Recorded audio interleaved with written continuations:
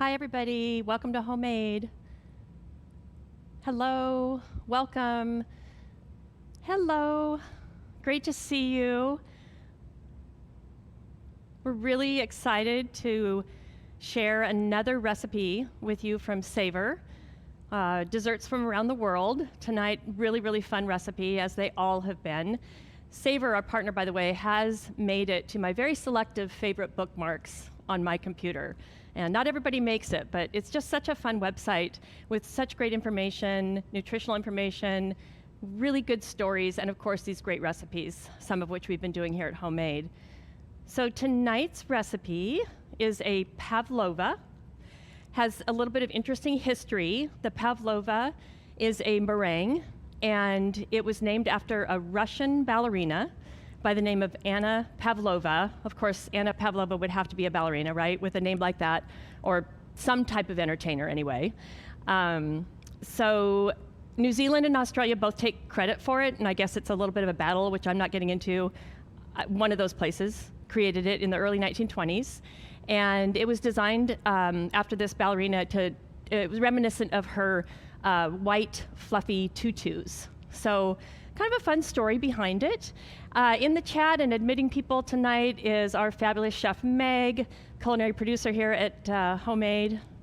Hi everybody, welcome. I'm really excited for this. I don't know if I've definitely had meringue, but I don't think I've had like the full pavlova with the berries and everything. So I'm excited. Chef Meg, you are in for a treat, because I tested it once and it came out really well, but I don't know, for some reason I felt like I should test it again, probably just because I wanted to make another one, and added some different accompaniments with it the second time just to make it a little bit different. So again, it's a meringue that's super versatile, so you can kind of play around with it.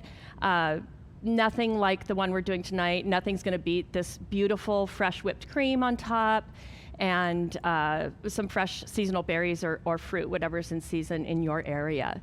So I'm going to go ahead and get started, and we have these gorgeous fresh eggs that are a little bit on the small side. So a standard large egg is about 2 ounces, and a small egg is about 1.5 ounces. So there's just a little bit of difference between them in weight.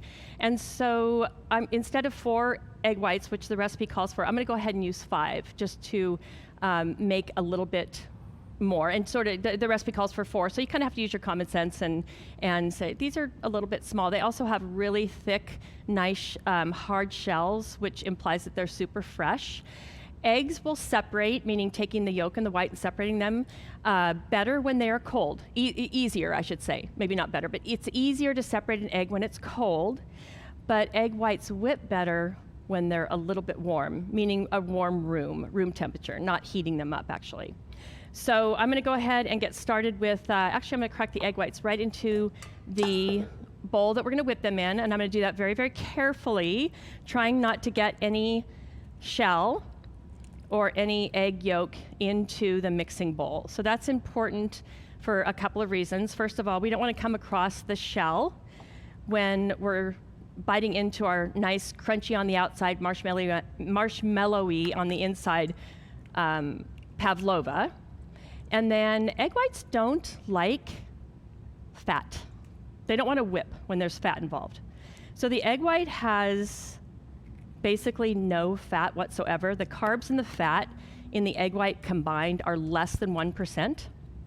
So if I accidentally drop a little bit of that egg yolk in, which happens a lot, right? Especially if eggs aren't super fresh. If I get a little bit of that egg yolk, which is about 30% fat, the egg whites are not going to want to whip very well. So I'm trying to do this really carefully. If I get anything in there I don't want, meaning shell or yolk, I'll just go ahead and kind of fish it out. In fact, when I went to culinary school, the chef instructors used to call the little bit of egg yolk that got into the egg whites, it's such a thing you don't do, right? They used to call it no goldfish in the egg whites. That's what they used to say, meaning that little bit of egg yolk that would be swimming around in there. So no goldfish today. It looks like it did okay. We're off to a good start here. I already had one little snafu today, which I'll tell you about later, but all is well here at Homemade. Egg yolks, what am I going to do with these? So a couple of things. numerous things, I should say, I could do with those.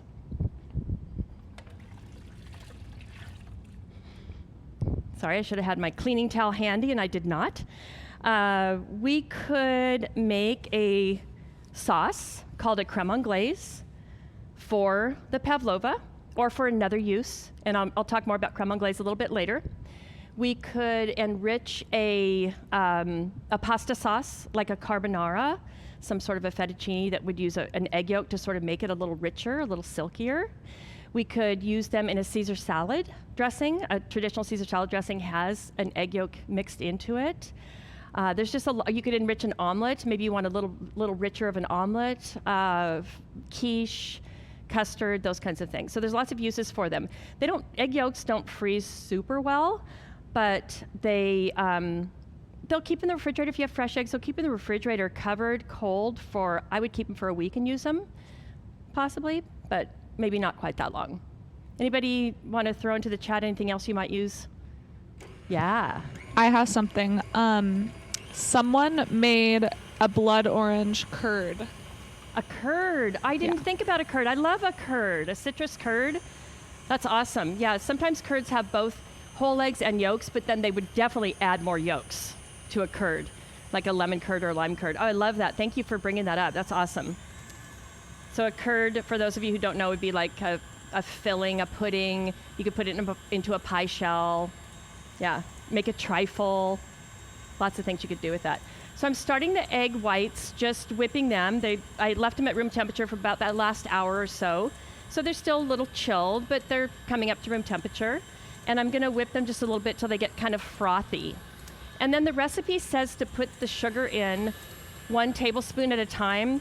You don't really have to just measure off a level tablespoon and put it in 1 at a time. You can just estimate, just slowly is what it's trying to get you to do. Just add the sugar slowly. And the reason for that is so that it has a chance to sort of whip in and it kind of melts in there, so it's not gonna be so granular. And we do have a couple of little noisy things today. We've got a mixer going for both the egg whites right now and then the heavy cream. So I hope that's okay with your sound at home. The meringue actually comes together pretty quickly. I've tested this a couple of times, so I know. This is a great mixer. It's not too loud. I'm gonna turn it on high so it'll go a little quicker.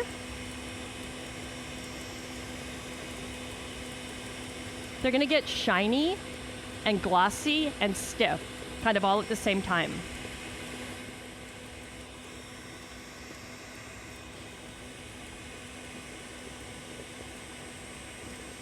And again, egg whites do not like fat.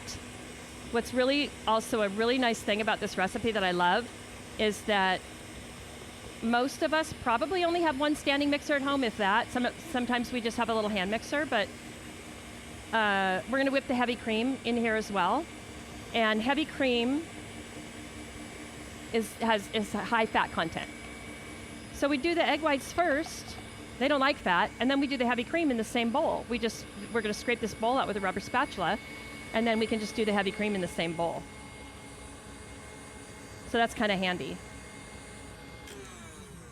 So let's see what's happening here. So they're nice and glossy. You wanna make sure and stop the machine always before you scrape the sides down.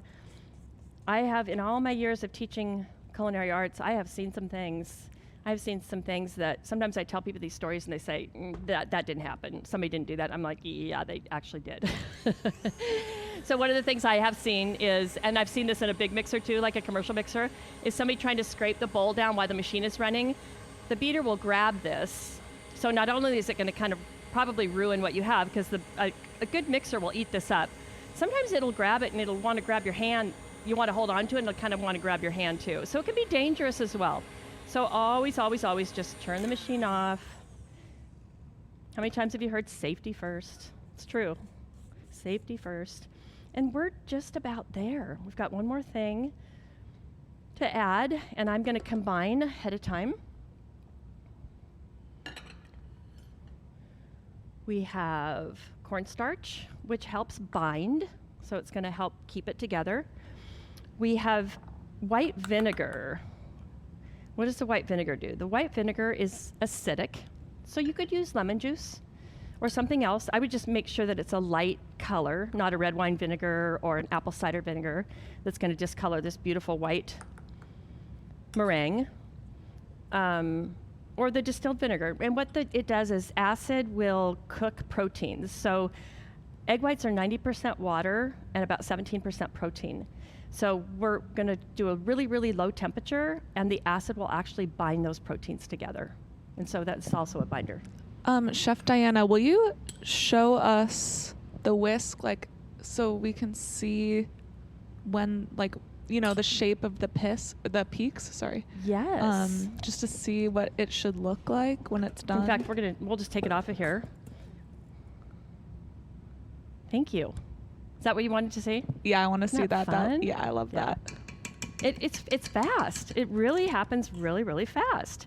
So now I'm going to mix a little bit of this delicious vanilla extract and the vinegar and the cornstarch, and I'm just going to kind of mix that in.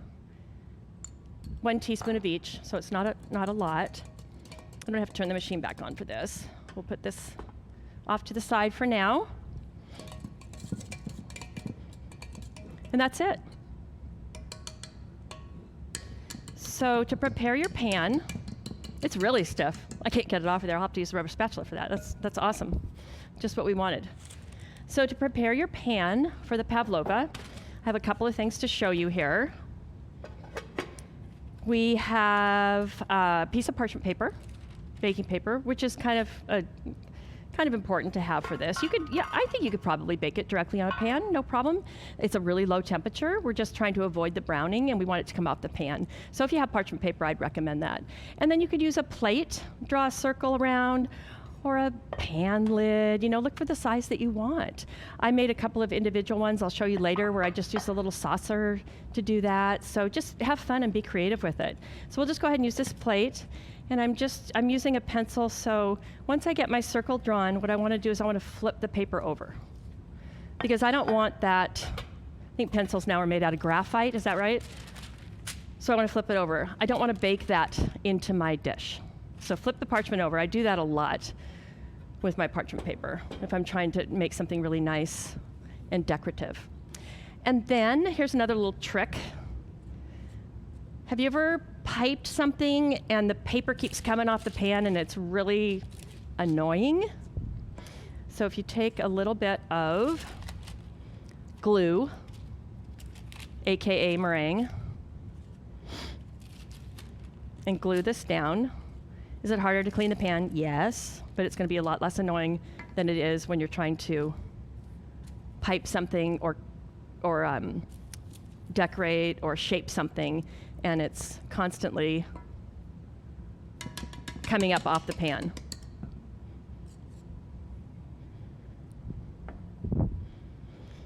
And then you just have fun. You could pipe this if you wanted to make it, but the pavlova is kind of a rustic dessert. It doesn't have to be perfect. We want it to bake evenly all the way across and all the way through. So we're going to make it as uniform as possible. So I'm starting by just putting everything into the center, and then I'll shape it from there once I get it all on there.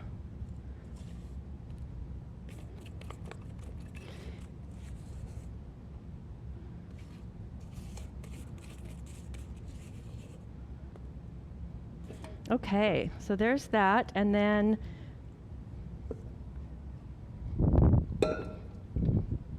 we'll just scooch this around, starting in the center and pushing out towards the circle edge, and I can see that really nicely through the parchment, even though the paper's flipped over. If you have that brown parchment paper, it might be a little more difficult, but you can use a pen or something because you're going to flip it over. It's not going to get onto your baked good. So just use something that you can see. I also, one time when I made this at home, I used the outside of a springform pan, the pan that has the bottom that comes out. So I used that and just put the meringue inside and then just pulled the ring off, and that worked really well.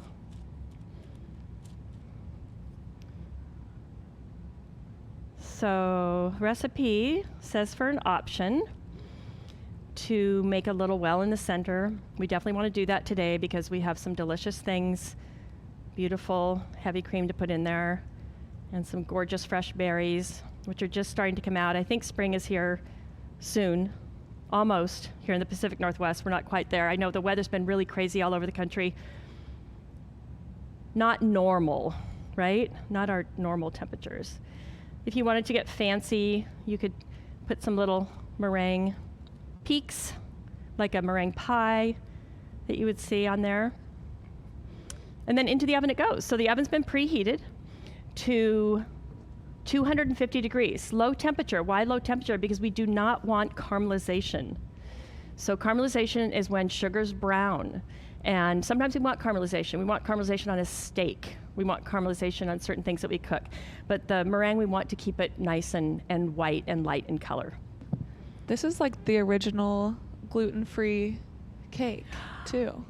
I didn't have that in my notes, and I love that. It is. It's gluten-free, which a lot of people are looking for these days. Even if it's not you, I know I have guests that come over that I know are gluten-free, or they try and stay away from gluten. So that's awesome. That's perfect. Yes, it is. Absolutely.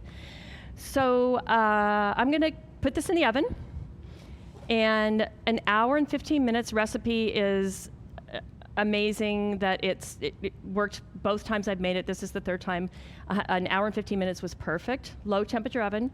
And then we're going to cool it in the oven. So I turned my oven off at home, and then I just cracked the door just a little bit, and it came out fine. And that is to prevent cracking. So apparently if it comes back to room temperature slowly, that prevents it from cracking. So let's see. Put it in the oven.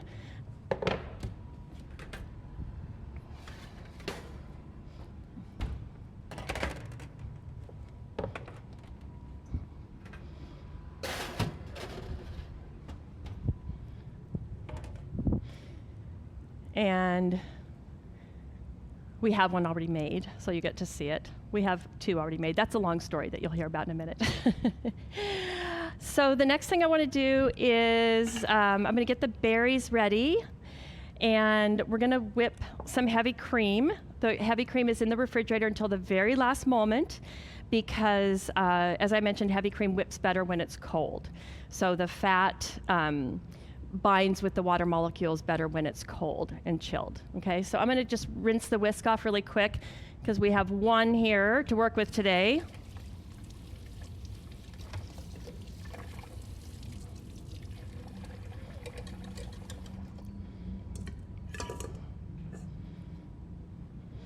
And I'm not too worried about the egg whites in there. So check your state that you're in. Here in Washington State, we have very, very clean eggs that are acceptable to be used basically raw in cooking, but it varies from state to state. Some states have laws where restaurants can't do it, but you can at home and it's safe. But definitely if you're a raw cookie dough eater like me, you definitely want to check with your state and see if there's incident of outbreak of people getting ill from that. Here in Washington State, we have super clean eggs and we can use them. They can use them in restaurants and we can consume them. You don't want to do a lot, right? But this is just a little bit of egg white that's actually been beaten and is partially cooked because it's in here. So I'm just going to put the cream right in here and whip it. So the heavy cream is between 36 and 42% butter fat. So more common is like 38% butter fat. Half and half is about 10 to 18% butter fat. And whole milk is about 3.5 to 5%. 2% is 2%. 1% is 1%. So you can vary your dairy products that you have on hand to serve your purpose. So if you are making a quiche and it calls for half and half, but you don't have any half and half, but you have heavy cream, and you have whole milk, then you can take that and you can make something that is probably really close, or it doesn't matter, close enough to the same butterfat content as half and half. A lot of people don't carry half and half in their refrigerator. We don't have it around that much anymore. So, but I still see it a lot in recipes. So do you like a really, really rich ice cream base? You might want to use heavy cream. Do you like an ice cream that's a little bit lighter? in consistency, then you might want to use half and half, or maybe even whole milk. Most ice cream bases have egg yolks in them. So you can play with this and vary, and it doesn't have to be exact. So heavy cream, though, if you're going to make a whipping cream, you must have heavy cream. And so that's between 36 and 42% butter fat. So this mixer, I think, is pretty quiet. So I'm just going to let that go. Back to the meringue real quick. Could you use a carton of egg whites? Like pre-separated egg whites? Question. Would those still work? You could. Sometimes the carton of egg whites, you'll find them in the freezer section. And I would just definitely let them come to room temperature and check the date on the container. And you definitely could. And they might take a little bit longer to whip. Yeah, really, really good question. Perfect. So anyway, we're going to move on to the berries. Beautiful, beautiful fresh berries. Today we have strawberries, blueberries, raspberries, but you could definitely mix this up or use other fruits also. I wanted to show you a little trick with the strawberries. I thought I had one at home and I couldn't find it, but there's a little tool and it's called a tomato shark. And what the tomato shark does, it looks like this little quarter teaspoon or an eighth teaspoon might work well today for the size of the berries that we have too. But then it has little jagged edges like shark teeth on it, and it's actually called a tomato shark, and its purpose is to remove the core of a tomato. And it works so great because, if you're slicing a tomato and you want to take the core out, sometimes it's a little awkward with a knife. Sometimes tomatoes they have a thick skin and it's hard to make that cut, and it might be a little dangerous. And then somebody has a tomato shark they're showing me. I love that. I couldn't find one. I'm going to go buy one. They're about $1. They cost about $1, and they're so handy. So not only for tomatoes, but I use them for strawberries to take the hull out of the strawberries. So we have one on the screen. Thank you so much. But I found that this metal quarter teaspoon measure worked pretty well too. So I used that today with the strawberries because they're pretty ripe. So I just take it and I just come around. So I'm not wasting a lot of the berry. I just scoop it out. So you don't have to slice off the end and lose a whole bunch of the berry. So I love that. And I was looking for that tomato shark this morning, but I'm going to the dollar store, wherever, and get one. They're just really, really handy. But this little measure is working pretty well too. So I'm going to keep an eye on the cream because you don't want to overwhip it. If you overwhip the heavy cream, there's going to be some issues. How do you make butter? You make heavy cream first, and then it's going to turn into butter. It's going to curdle. The liquid is going to separate from the fat. And so you discard the liquid, and then you have butter, or you use the liquid for something else actually, because there's lots of other uses for it. It can be put in smoothies, and you should really never throw that away. But you can make butter, and you can make butter accidentally by overwhipping your heavy cream. So you do want to keep an eye on it. You want to bring it to what we call soft peaks, and then we're going to whip it just a little bit more after that today. I'm just going to do one more nice, beautiful ripe strawberry, and then we'll use a lot of the other berries. I'm going to macerate the berries a little bit. What does macerate mean? We're going to add some flavor to the berries, and then the flavor today is going to be lemon zest, a little bit of honey, and some lemon juice, and that flavoring will extract and almost make a sauce, almost make juice like a juice. It's going to be delicious with all the berry flavor and then a little bit of lemon and a little bit of honey in there. And it's also going to soften the fruit a little bit. So macerating fruit is a nice common thing that we do. And it's really nice, especially if you planned on something being ripe and you're ready for it, but it's not quite ripe yet. So it's really nice to macerate a little bit, and that'll really, really help bring out the flavor. So the whipped cream, I have a question for you because we're there. The whipped cream, I love this word. A lot of culinary words I just love. Dollop, D-O-L-L-O-P. And I'm going to ask if you guys want to define dollop. Who wants to throw into the chat? Define dollop without Google searching it. See if you can define dollop.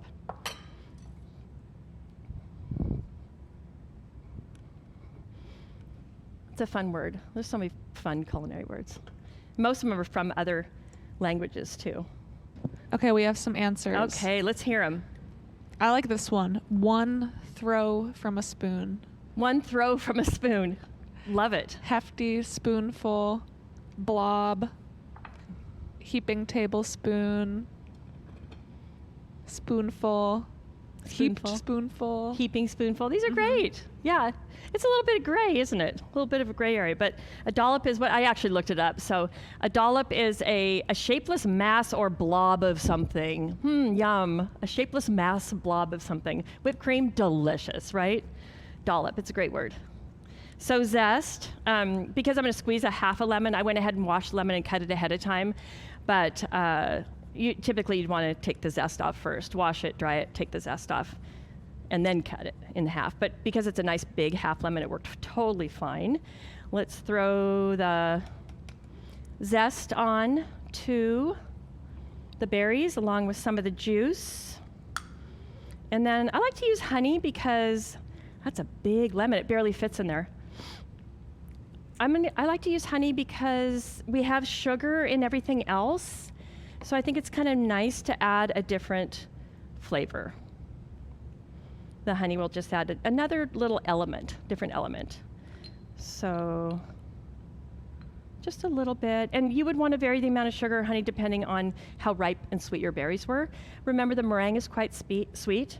So I'm just going to add a little bit of sugar to the whipped cream because I don't want this to be cloyingly sweet dessert. We want to definitely showcase everything and not just taste sugar and sweetness. So I'm going to use powdered sugar.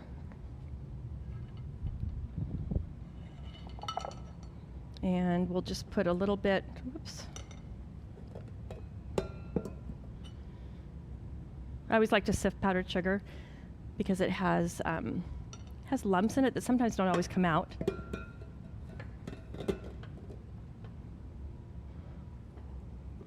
And then it's whipped enough, so we're just going to do just a real quick turn. Could definitely put a little vanilla extract in there as well. There's some in the, it's not off yet. I had this KitchenAid once that would, it was the kitchen, they're great machines, but very industrial. Last forever, right? Okay. So whipped cream is ready, and we want to give the berries a stir.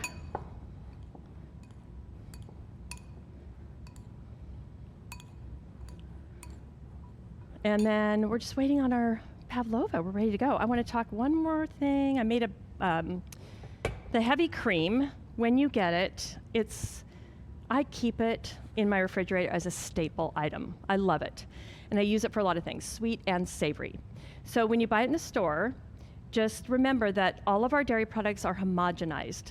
So homogenization means that the fat and the in it is emulsified. It's all bound together. So it's all the same consistency, okay? It's homogenized. So when heavy cream sits sometimes, the fat will rise to the top. And so if you look at this oil and vinegar cruet, and you might have something like this at home, sometimes you use for salad dressings, the fat, the oil has risen to the top. So the same thing will happen inside your carton of heavy cream. If it's around for a while, it does not mean it's bad. I really like to tell people this because sometimes they'll take a carton of heavy cream. I've heard this numerous times. Take a carton of heavy cream and start pouring it out and it's gloppy. Oh, I threw it away. It was bad. It's probably not bad. What you need to do is you just need to homogenize it, re-emulsify it. So if we take this oil and vinegar and we shake it up, I'm emulsifying it. I'm homogenizing it, right? And then I put it on my salad. So see how it's all uniform in consistency, and we'll look at this at the end of class today, and it will have separated again. So this is going to happen over time, potentially, not always, with your heavy cream. And just make sure that before you open it up, you hold the carton tightly and you shake it, and then pour it. It's probably going to be emulsified or homogenized again. So I really like to throw that out there for people to remember that. Okay, here's my story today. I made a Pavlova at home yesterday to bring today. I took public transportation, and I got my Pavlova here in one piece, and it was beautiful, and I have a witness, Chef Meg. You saw it. Yeah. It was beautiful. It was perfect. And I saw it. She saw it. So very delicately, I just took the lid off. It wasn't a snapped lid or anything. I just took the lid off, and I watched my pavlova kind of crumble a little bit. And here it is. Made it on public transport. But it cracked just today when we got here, around here. Why did it do that? I don't really know. It doesn't matter. It's a beautiful dessert. I'm going to put beautiful whipped cream and berries on top of here. I also wanted to show you a couple of little individual ones that I think will be fun to work with. So I just made some small ones to play with today as well. And then I had time when I got here. So this is how fast you can make one. So we just made another one. Pavlova for all. Lots of pavlova. You can never have too much pavlova. You see this already? It's already separated, okay? So we're going to delicately try and transfer this.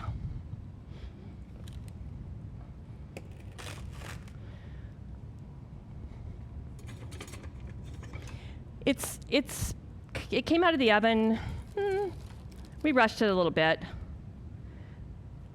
And it's barely warm. So ideally, with whipped cream and fresh berries, you would want it to be room temperature. Don't put it in the refrigerator. Refrigerator has humidity. It will melt in the refrigerator. So ideally, we would want to let it sit a little bit. But since we had our little accident, this one, we're rushing it, so it's not happy with us, but that's okay. We're going to fix it up and make it beautiful. So the egg yolks, I also, yesterday when I made that pavlova, I used them to make a heavy cream. So what is heavy cream? Or creme anglaise. I used the heavy cream to make a creme anglaise. The creme anglaise is a French sauce, but with a nod to the British, okay, for their custards and their pourable creams. So creme anglaise, it's delicious. It's also an ice cream base. So if you took the creme anglaise, which we're going to use as a dessert sauce today, and you put it into an ice cream machine, you would make vanilla ice cream, delicious vanilla ice cream. If you took this creme anglaise, and you thickened it with a cornstarch or a flour, you would be making a pastry cream, which you can use to fill eclairs and cream puffs and things like that. Okay, so lots and lots of uses for those extra egg yolks. This doesn't want to move yet. So we're just going to decorate it. Actually, I like to serve things sometimes on parchment paper. We'll move it to the plate, and that'll give it, look at how rustic that looks. We all collapse under the weight of being perfect, you know? It wanted to cool in the oven a little bit longer, but that's okay. All right.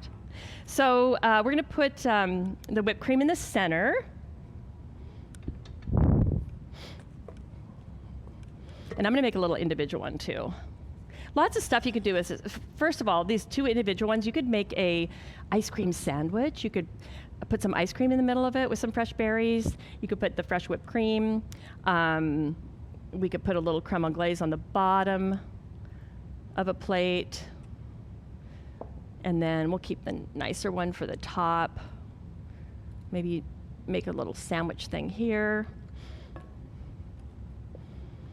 So we'll make two here. We'll make a little individual one, and then we'll make the larger one that you would serve whole, present whole. This would look really beautiful on like a cake platter too, if you had a standing cake platter.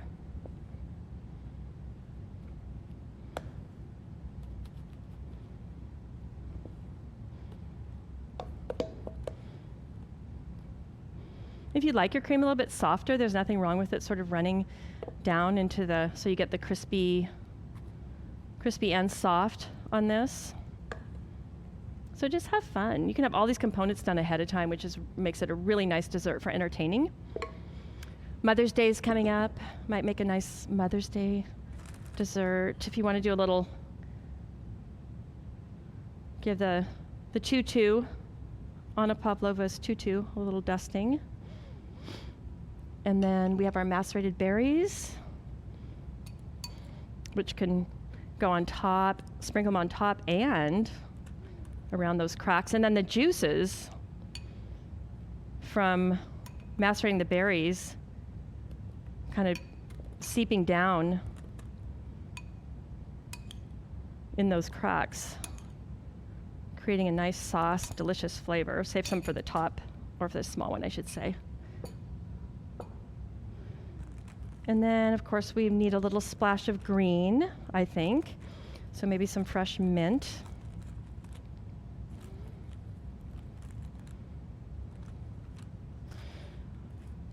Let's put this one on top and then put the berries on the side for color.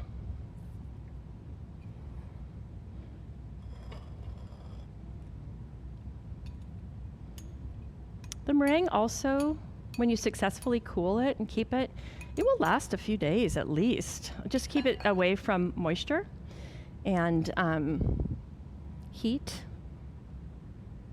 and it will last a while, so they can definitely be made ahead of time. See, it looks like Lena has a question. Yes, Lena. So I had to make my pavlova this morning because I had to go to work and I was going to serve it tonight. But I couldn't get it to stiff peaks, so after 30 minutes I still baked it, but I put powdered sugar on. But it was kind of not as high as yours, like it got cracked. Did you use powdered sugar for the pavlova, for the meringue? Just now. Oh, no. But I ground the sugar to make it more fine, and I made sure the bowl was clean. I wiped it twice with a distilled vinegar, and I made sure the eggs were room temperature. But I don't know why I just couldn't get to stiff peak for 30 minutes. I'm like, forget it. Yeah, it sounds like you did. I don't know. I don't know. It sounds like you did absolutely everything correctly, with the no fat in there. I wish I had an answer for you. It looks great. This, I don't know. It's like seeped on the bottom. Where little. Yeah. I don't know what that is. And you separated your own eggs. You didn't use a carton. No. Huh. But it crushed it. That's not normal. I put powdered sugar on it just now.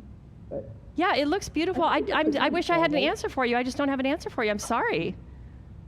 okay. I'm sure it'll be delicious. I made it twice before the mini ones, so I don't know what I did wrong. Yeah, I don't know. It looks nice. Do you have berries or something for it, or are you gonna use? I'm going to a friend's house. I'm gonna wait. to put it on Ah, when I get there. very lucky friends. Lucky friends. It should be okay to taste, don't you think? Oh, I think so. Yeah, sure. I'd leave the berries off and the whipped cream until you're ready to serve it, until after dinner. If you're going to their house for dinner, I would wait until right before you're ready to eat it. Okay. Yeah, Thank you. I think it looks great. Thank you. Yours is great.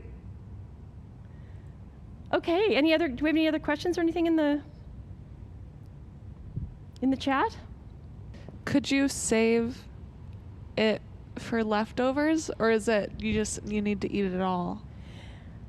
Okay, after it's topped? That's a great question, and let's clarify that. So yes, you could, absolutely. But I would, as Lena's doing, or if you're going to make it for a group or a family, and you're probably going to eat most of it, I would do this version, the larger version, and I think it's great. It's a pretty light dessert, and as you mentioned, it's gluten-free. It's pretty light, and so I would make the larger one.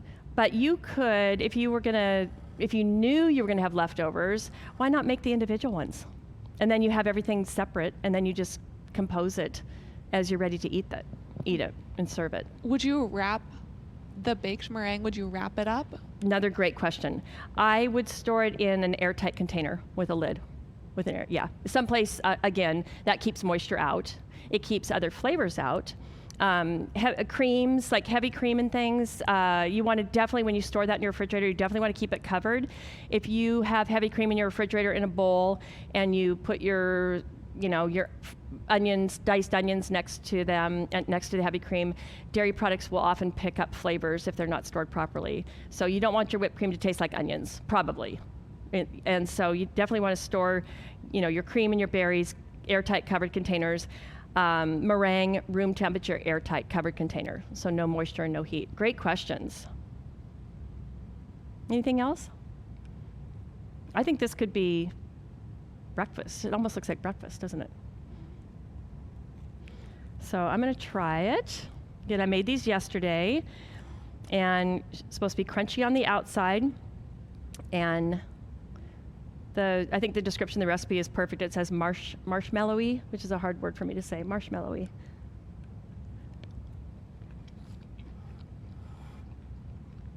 It's such a great combination of texture, flavor, a little bit of heaviness with the cream, so some richness, but with those fresh berries. The tart and sweet on the lemon, just the components together are perfect. So nice. Anything else? Yeah, we do have one more question here. Debbie has her hand raised. Hi, Debbie. Hi there.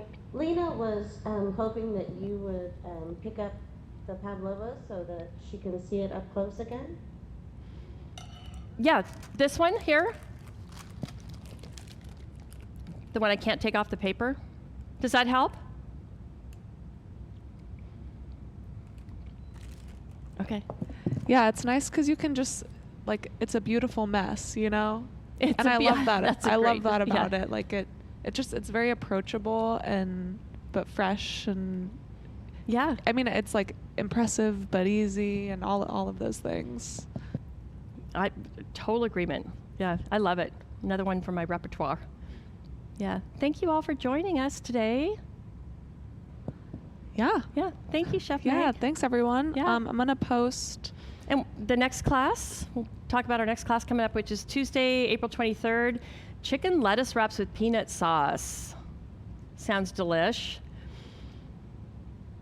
So make sure and come to that if you can. Thank you, everybody. I'm going to finish this up. Dinner. Have a great evening. Thanks for coming.